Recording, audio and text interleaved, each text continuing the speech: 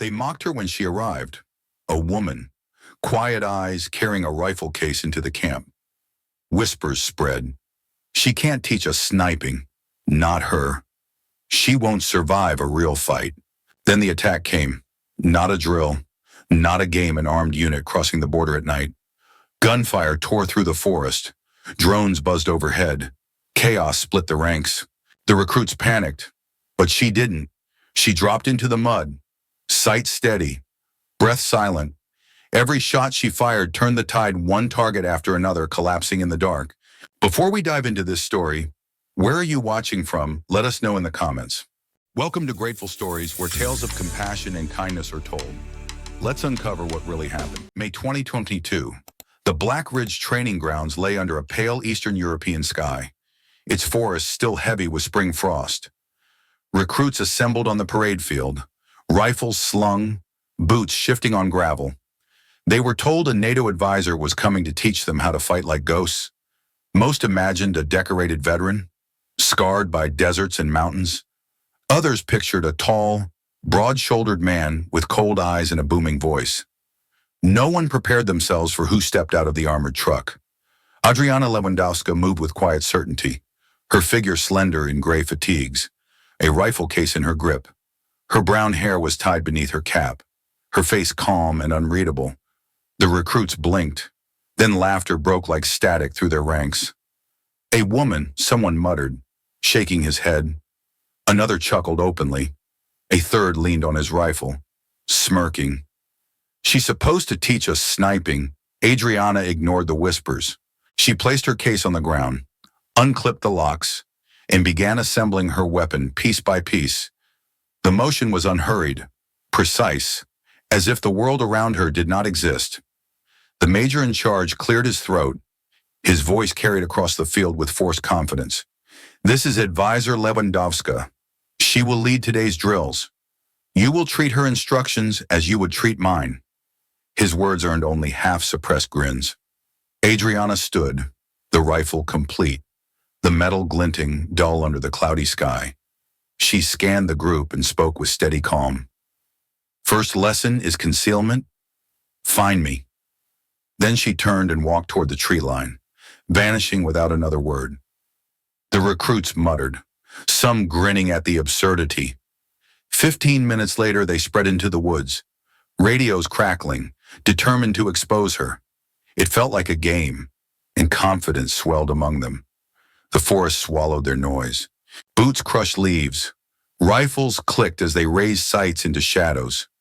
They searched hollows, pushed aside brush, and checked behind fallen logs.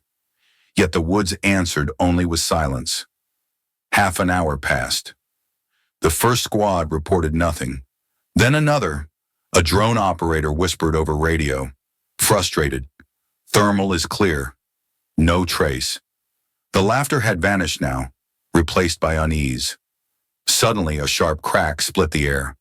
A paint round burst across the chest of a point man. He froze in disbelief, raising his hands. A second shot flared against another recruit's vest.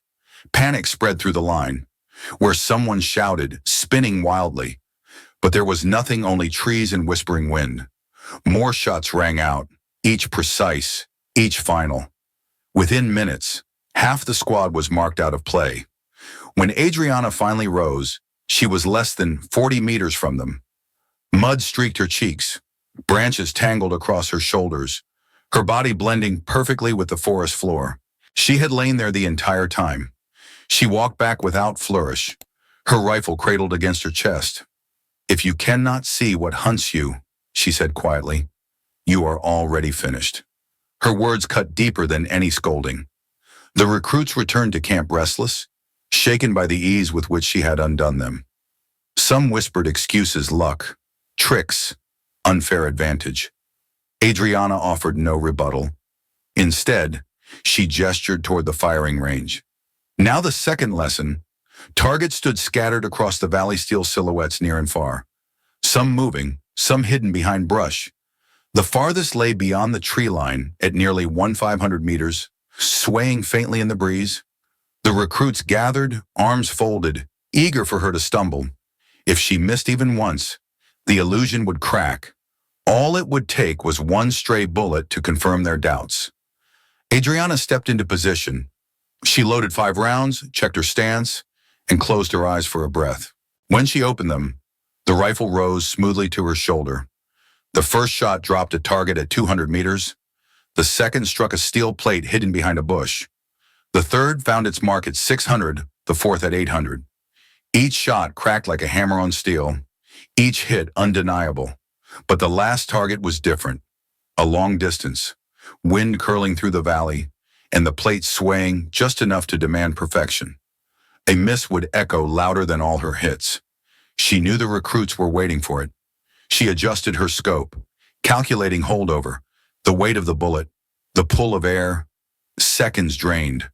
The crowd shifted uneasily. Adriana exhaled, the trigger breaking under her finger. A single crack rolled across the range.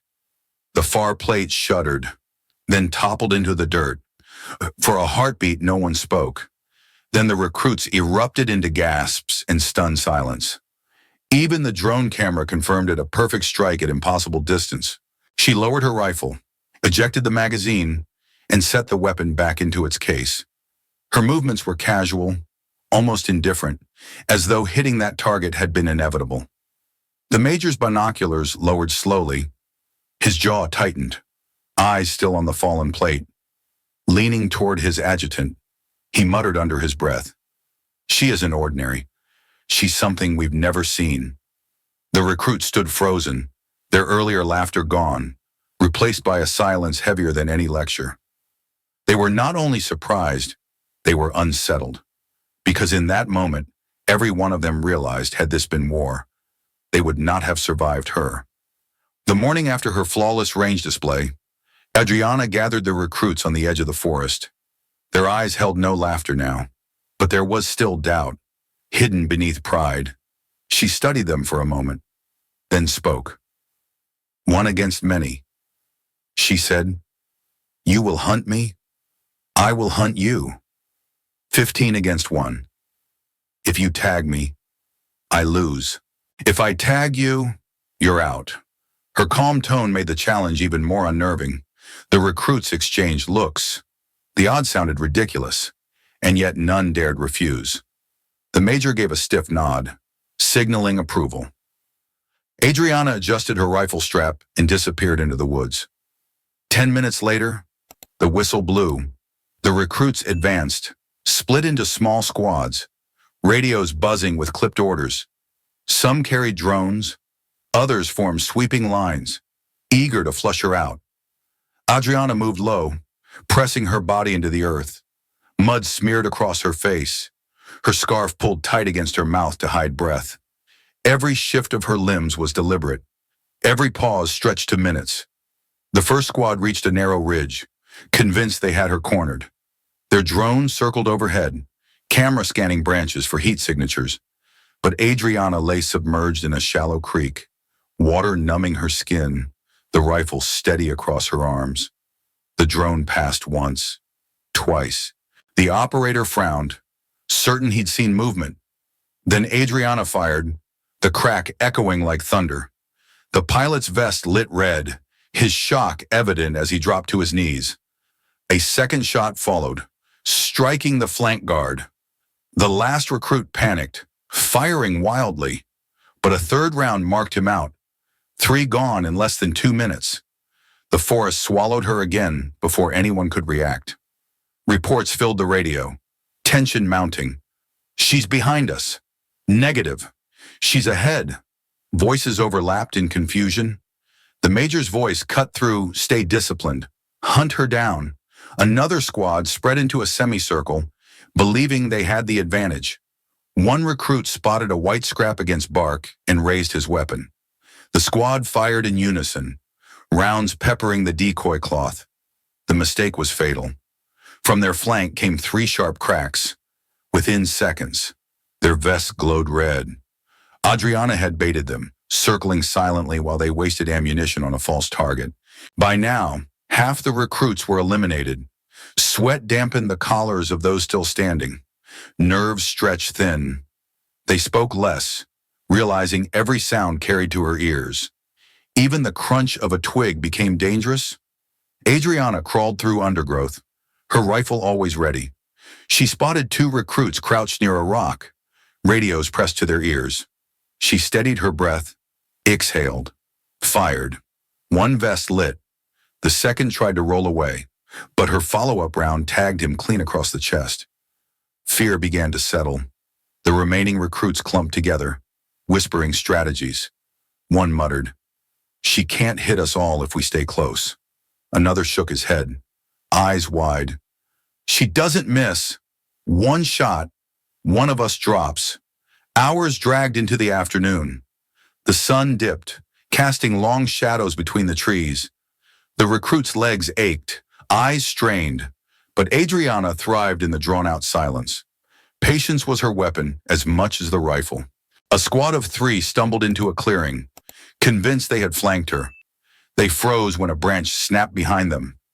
Spinning, they fired bursts into the brush. Smoke rose. Leaves shredded. But the sound came from a stone she had thrown minutes earlier. From the opposite side of the clearing, her rifle cracked 3 times in quick succession.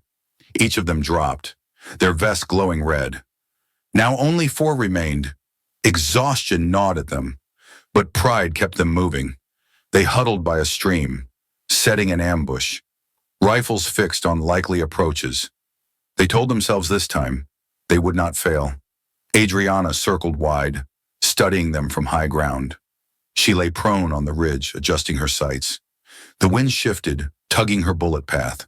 If she miscalculated by even a hair, the round would miss, and the 4 would converge on her position. Her finger tightened on the trigger. A heartbeat passed, then another. She fired. One recruit jerked as his vest flared red. The others spun, shouting, unleashing blind volleys. Adriana shifted, fired again. A second target fell. The last 2 rushed toward her ridge, desperate to finish it. She held her breath, aimed, and loosed another shot. One dropped instantly. The final recruit reached the base of the ridge, scrambling up the slope. Adriana's rifle was empty. She ejected the magazine, hands swift but the seconds stretched long. If she fumbled, if she delayed, she would lose. The recruit's eyes blazed with determination as he raised his rifle. He had her in his sights. Adriana slammed the new magazine in, chambered around, and fired just as he crested the ridge. His vest lit, the sensor buzzing. He froze, stunned, staring at her through the scope of his own weapon. Then it was over. 6 hours had passed since the hunt began. 15 recruits entered the woods. Not one touched her. The survivors trudged back, faces pale with fatigue and disbelief. Their pride was broken, but in its place was something else, fear mixed with awe. Adriana returned last. Mud streaked across her uniform, scarf damp, rifle balanced casually in her hands. She spoke only once, her voice steady. "If this were real, none of you would be standing." The words struck deeper than any reprimand. The recruits lowered their eyes, silence settling heavier than nightfall. 7 days after the hunt, routine cracked. Reveille still rang at dawn. Drills still snapped into motion, but the camp moved with a charged hush. Everyone sensed something new on the wind. At noon, the major summoned Adriana to the command tent. A laminated map lay pinned beneath knives, a chain of red markers strung along the northern tree line. His voice was low. Unidentified armed group in the buffer. Could be scouts. Could be contractors. We treat it as live. He glanced at the roster and slid a folder toward her. You lead a small element. Observe, classify, and if doctrine permits, neutralize. Your students will see what the syllabus can't teach. Adriana studied the contour lines, the creek bends, the timber breaks.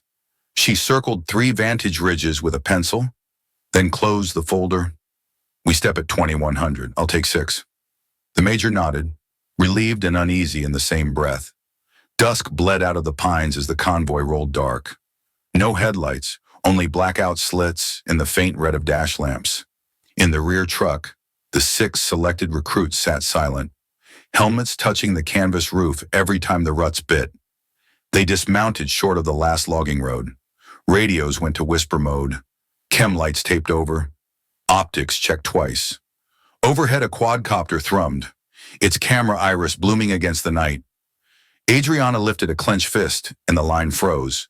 She listened, not with ears, but with skin, the way the cold carried sound, the way branches returned echoes.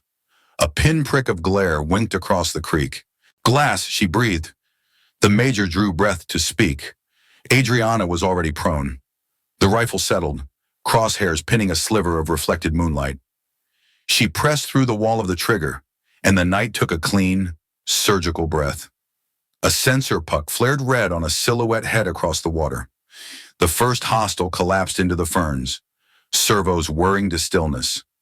The recruits stiffened. The scenario had a heartbeat now. The valley answered with teeth. Simulated reports cracked from two flanks, muzzle strobes stuttering behind burlap blinds. The AI targets moved like men bounding, pausing, baiting angles. This was no parade. Adriana slid down the bank, cold mud swallowing her elbows. Left blind. 30 meters, she murmured to the nearest pair. Hold your fire unless you see a muzzle. I'll clean it. Her tone steadied their hands more than any order. She rolled to a knee, dialed 0.4 mils for the incline, and cut the left blind mid-flash. The plate inside sang, the mannequin folded, and the speakers hissed to silence. A recruit flinched, then laughed once too loud and swallowed it whole.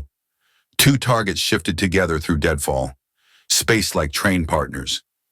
Adriana waited until their paths crossed behind the same slab of granite. One round punched through the decoy helmet, fragmented, and rattled the second sensor to life. The pair dropped like they'd been unplugged. 3 down, a recruit whispered, voice thinning in his throat. 4 to go. Adriana didn't answer. She was counting win, not enemies. The spruces leaned a fraction, telling secrets only the patient could hear. A burst chewed the bark above the major's shoulder, splinters peppering his sleeve. He ducked by instinct, eyes searching for guidance.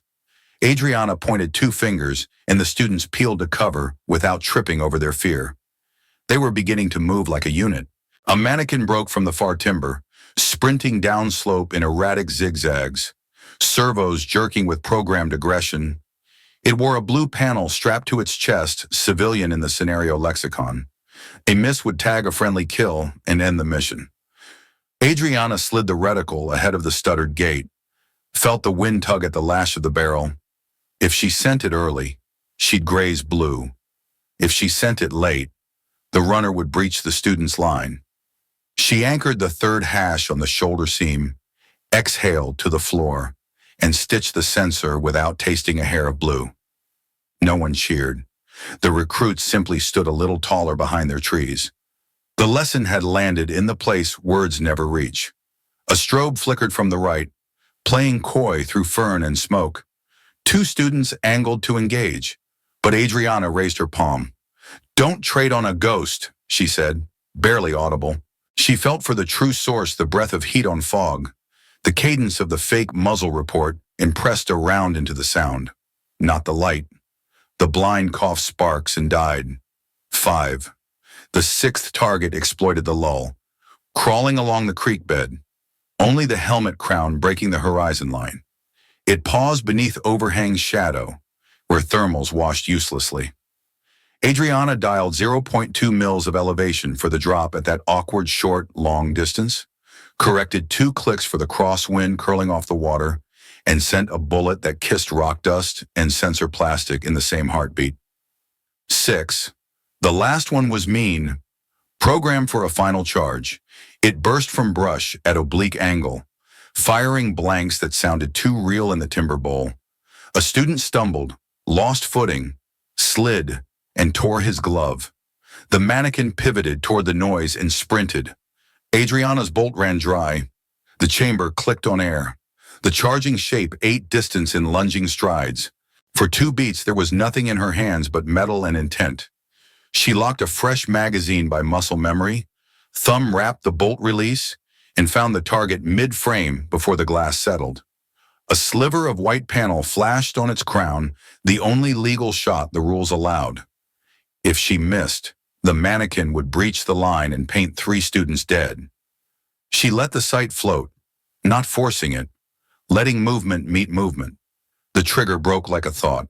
The crown sensor erupted with a tiny comet tail, and the mannequin pitched into the moss. The timber bowl exhaled. The drone's red LED made a slow arc overhead, then steadied. Somewhere a crow startled from a fir and flapped into the dark. "Status," Adriana said, finally looking away from the glass. The major blinked twice, then remembered to breathe. All green. No friendlies tagged. 7 hostiles down. They broke contact by the book pairs bounding. Spacing disciplined. Radios clipped to wrist to keep hands free. On the logging road, the truck canvas swallowed them. The engine's low rumble, polite against the night. Back in the glow of the command tent, the students filed their reports with clip precision. No bragging. No jokes. They wrote what they had seen and left without trying to explain it. The senior officers stayed. The map still lay under knives, but the red markers suddenly looked smaller. One colonel tapped a pen against the margin where hits had been penciled in. 6 rounds, he said softly. 7 kills on the board. Another officer shook his head, fragmented the double, threaded the runner with blue, cleared the crown under a charge. He set the pen down like he'd been holding it too tightly all night. The major closed Adriana's folder, thumb lingering on the cardboard edge. His voice was a murmur, as if the canvas walls could listen. "She isn't simply here to teach." He glanced toward the dark beyond the tent flap, where her silhouette had already dissolved back into the camp. "She's the thing we send when we can't afford a second shot." No one argued. The generator ticked, settling its idle. A moth circled the lantern and tapped the glass. Outside, frost began to bloom on the parade gravel, quiet and exacting as her work. Weeks passed, and Adriana remained a shadow within the camp. She rarely spoke outside of drills, yet her influence was everywhere. Recruits trained harder, quieter, always watching for her approval that rarely came. Stories began to bloom beyond the wire. Soldiers who had never seen her swore they had. They described a woman who could melt into snow and strike without warning. The whispers gave her a new name. White Phantom. The legend unsettled some, inspired others. New arrivals came already curious. Their first question never about schedules or barracks, but about her. Is she real? Did she really vanish in front of 15 men? The veterans only smirked, letting rumor do the work. Adriana never addressed the title. She focused on the next scenario, the next refinement of patience and precision. For her, the myth was a distraction. For the recruits, it became a presence that stalked them through every mistake. Then came the final exercise. The major called the formation together. Explaining this would be their last trial under her supervision. The Valley Range had been seeded with moving dummies, smoke canisters and timed detonations. It would be chaos by design. The recruits braced themselves. They wanted to prove they had absorbed her lessons. Adriana adjusted her scarf, pulled her rifle tight, and stepped forward into the gray morning. She would join them, not as an observer, but as part of the test. The whistle shrieked. Smoke erupted across the field, rolling in sheets that cut vision to mere meters. Target silhouettes darted from cover, AI servos making them sprint, duck, and flank like living soldiers. Adriana moved through it with calm inevitability. One shot toppled a dummy sprinting uphill. Another struck a steel chest plate behind a barricade. Every squeeze of the trigger rang final. Each hit a reminder of her command of silence. But then a charge detonated near her position. A concussive blast of pain and flash flung dirt and smoke into the air. A round cracked against her helmet edge, shattering into fragments that cut across her cheek. From the stands, the recruits gasped. Through the haze, it looked as if she had fallen, blood streaking down her face. For the first time, they saw their phantom broken. Seconds stretched. The smoke thinned. Out of it, Adriana rose. Her cheek was red, scarf torn, but her eyes were sharp as ever. She wiped the cut with the back of her glove, re-shouldered her rifle, and kept walking forward. 3 targets remained, moving fast in erratic patterns. She steadied herself, exhaled through pain, and fired. 1 dropped. She shifted, ignoring the sting of blood in her eye. The second went down. The last weaved through smoke, nearly lost in the blur. She tracked its rhythm, felt the sway of its stride, and broke the trigger. The dummy collapsed in a spray of dirt. The exercise timer cut out. Silence swallowed the range. The recruits stared, unable to move. They had expected to see limits, to finally glimpse humanity in the woman they feared. Instead, they saw her endure pain, stand unflinching, and finish with unbroken accuracy. The major lowered his binoculars slowly, words caught in his throat. "She doesn't stop." He whispered, not for fear, not for blood. His voice was barely audible, yet everyone near him heard. Adriana lowered her rifle, her chest rising and falling with deliberate control. "Pain is background," she said to the recruits. "Noise is background. What matters is the shot that decides who walks away." Her words carved deep, settling heavier than the smoke still drifting across the valley. The recruits nodded, not in obedience, but in recognition. They knew they had been taught by something rare. That evening, no one celebrated. The camp carried a hush, broken only by boots moving between barracks. Adriana disappeared into her quarters and closed the door, leaving nothing but silence behind her. Days later, she was gone. No announcement, no ceremony. Her bunk was bare, her rifle case missing. Only a folded white scarf remained, placed neatly at the foot of her bed. Years passed. Soldiers who trained at Black Ridge carried her memory into other units, other wars, around campfires and in dim barracks. They told stories of a woman who had once turned drills into nightmares and lessons into legend. Some swore she was still out there, working in places no file could confirm. Others believed she had vanished into the forests of her homeland, content to remain unseen. None could say for certain, but whenever snow fell on training grounds, recruits claimed they felt eyes on them, a presence watching, waiting, testing, a phantom that never left. And so the myth endured, not written in reports, not etched in stone, but carried in whispers. There was once a woman from Poland who could not be caught, could not be beaten. They called her White Phantom.